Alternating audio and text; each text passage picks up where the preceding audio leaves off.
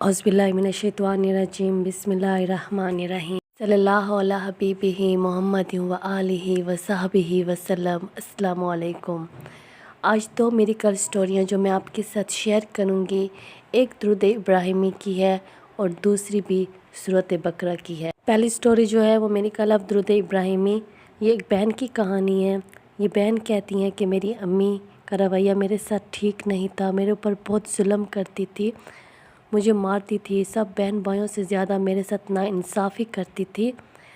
कभी भी मुझे दुआएं नहीं दी बल्कि मुझे गालियां देती रहती थी, घर से निकालती थी। मैं हमेशा अम्मी से कहती थी आप क्यों मेरे साथ ऐसा रवैया रखती हैं, लेकिन अम्मी का रवैया मुझे अंदर ही अंदर से ख़त्म करता जा रहा था। फिर जब मुझे दुरूद इब्राहिमी की तासीर का पता चला कि दुरूद इब्राहिमी मोहब्बत के लिए ख़ूबसूरत अमल है, तो मैंने दुरूद इब्राहिमी का विर्द जारी रखा कि अल्लाह ताला मेरी अम्मी के दिल में मेरे लिए मोहब्बत ले आए और सब नफ़रतें ख़त्म हो जाएं। ये अल्लाह ताला जानता है, ये कोई जादू है, तवीज़ात हैं या असरात हैं, कुछ भी है। बस मैंने दुरूद इब्राहिमी का विर्द जारी किया और दुरूद इब्राहिमी को पढ़ने लगी, तो अल्लाह ताला ने ऐसे किया कि मेरी अम्मी का रवैया तो मेरे साथ ठीक नहीं हुआ। बस ऐसा हुआ कि मेरी अम्मी की तबीयत कुछ दिनों के बाद ख़राब होने लगी। जब मेरी अम्मी को हॉस्पिटल ले जाया गया तो डॉक्टर्स ने कहा कि इसको कैंसर है।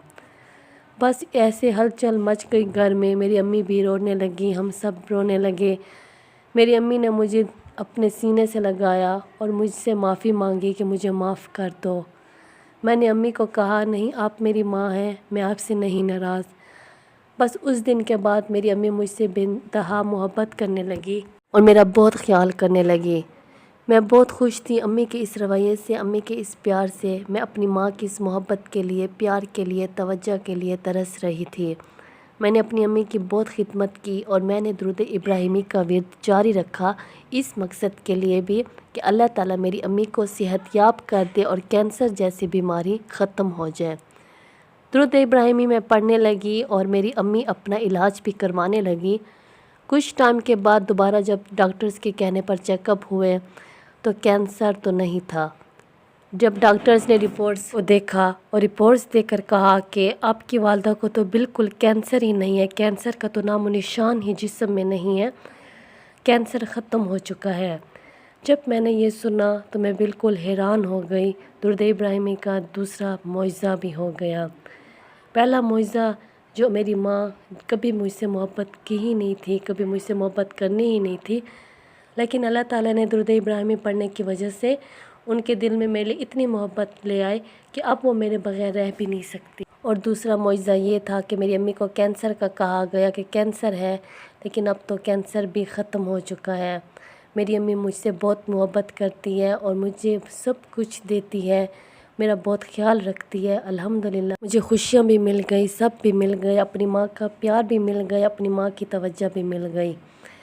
अब जो दूसरी मेरी कल स्टोरी है वो भी एक बहन की कहानी है, सूरत बकरा की कहानी है, जो सूरत बकरा पढ़ने की वजह से उस बहन की ज़िंदगी में मुआवजा हुआ। छोटी सी स्टोरी है लेकिन प्यारी कहानी है। ये बहन कहती हैं कि हम बहन भाई थे 3। एक बहन की शादी हो गई थी आउट ऑफ कंट्री और मेरा भाई भी स्टडी के लिए चला गया था, लेकिन मेरे लिए रिश्ते आते थे, मैं नहीं करती थी। मैंने अम्मी से बहुत कहा कि मुझे आगे तालीम करने दो, लेकिन अम्मी ने मेरी एक ना मानी कि हालात ख़राब हैं, आप तालीम ना करो, ये है वो है। मैं पूरा साल अपनी माँ से मिन्नतें करने लगी, लेकिन मेरी अम्मी ने एक ना सुनी, तो फिर मैंने सब्र कर लिया और ख़ामोशी से अपने घर बैठ गई। घर वीरान सा था, इतना बड़ा घर था, थोड़े से लोग थे।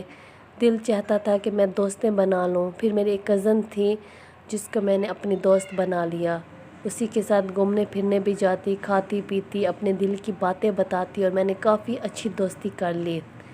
मेरे मुंह पर तो वो मुझे कहती थी कि आप बहुत अच्छी हो, बहुत नाइस हो, ये है वो है, बहुत तारीफ़ें करती थी, लेकिन मेरे पीठ पीछे मेरे ऊपर बोलती थी।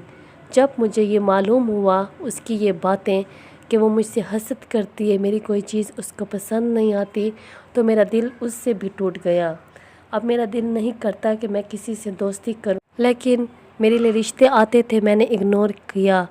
तो सब ख़ानदान वाले मुझे ताने देते थे कि इतनी बड़ी उम्र में शादी करोगी तुम्हें बुढ़ा ही मिलेगा, ये है वो है।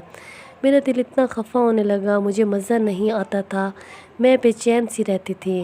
میں نے سورۃ بقرہ کی تلاوت کرنے لگی، میں نے سورۃ بقرہ کو اپنی زندگی میں شامل کر لیا، اور سورۃ بقرہ نے تو میری زندگی کا رخ ہی تبدیل کر دیا۔ سورۃ بقرہ نے تو میری لائف کو چینج کر کے رکھ دیا۔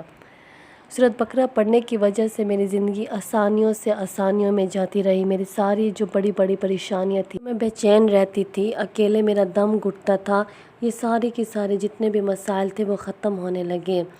اب میں بہت پرسکون رہتی تھی، فریش رہتی تھی، ریلیکس رہتی تھی۔ آہستہ آہستہ زندگی کے بڑے سے بڑے مسائل ختم ہونے لگے، اور کچھ ہی مہینوں میں میرا بہت ہی اچھی جگہ پر رشتہ ہو گیا، اور بہت ہی اچھی جگہ پر شادی ہو گئی۔